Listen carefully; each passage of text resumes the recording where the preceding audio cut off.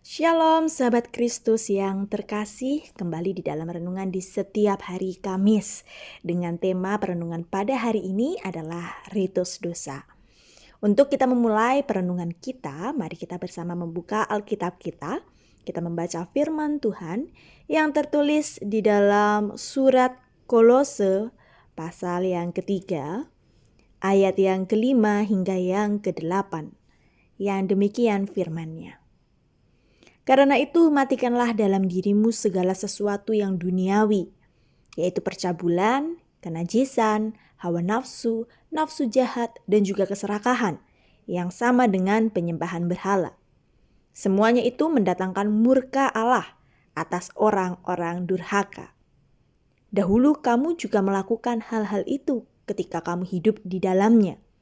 Tetapi sekarang buanglah semuanya ini, yaitu marah, geram, kejahatan, fitnah, dan kata-kata kotor yang keluar dari mulutmu.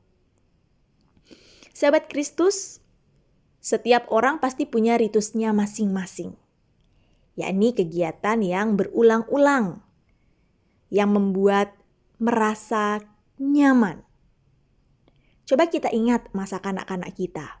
Hampir setiap kita punya ritus-ritus uniknya. Ada anak yang memiliki boneka gajah berwarna biru, lalu setiap malam boneka itu harus didekap, dimainkan belalainya sampai anak itu tertidur. Kalau tidak dibawa ketika keluar kota, wah bisa geger semalaman karena tidak bisa tidur. Nah, ada juga anak yang membawa bantalnya kemana-mana kalau tidur.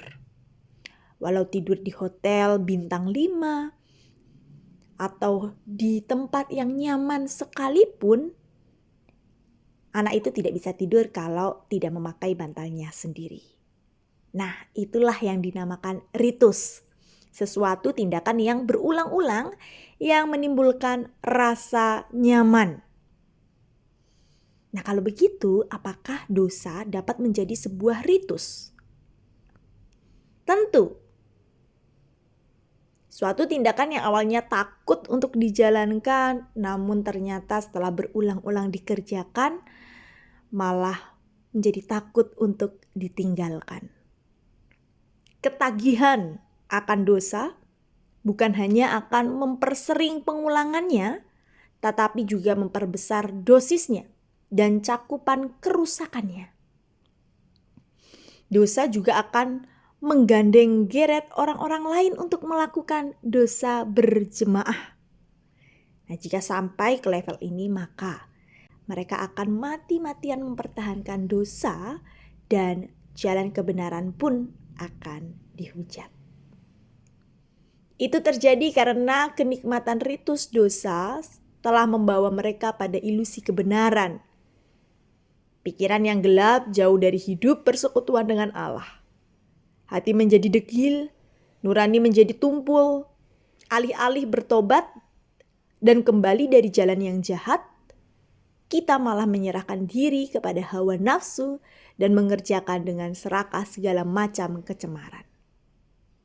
Oleh karena itu, sahabat Kristus, nasihat firman Tuhan di dalam Kolose pasal 3 ayat 5 berkata, matikanlah dalam dirimu segala sesuatu yang duniawi, yaitu percabulan, kenajisan, hawa nafsu, nafsu jahat, dan juga keserakahan yang sama dengan penyembahan berhala.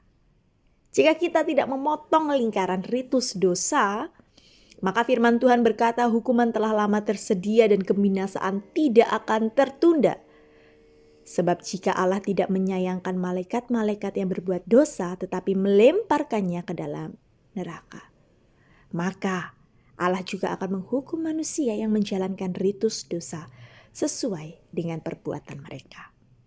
Memang firman Tuhan ini agak keras dan memang keras, tetapi pesan kebenarannya sangat jelas. Oleh karena itu, sahabat Kristus, marilah kita mengkoreksi diri sendiri, dan jika kita masih ada di dalam ritus dosa, mari kita keluar dari lingkaran dosa itu dan memutuskan segala lingkaran itu di dalam kehidupan kita. Tuhan Yesus memberkati.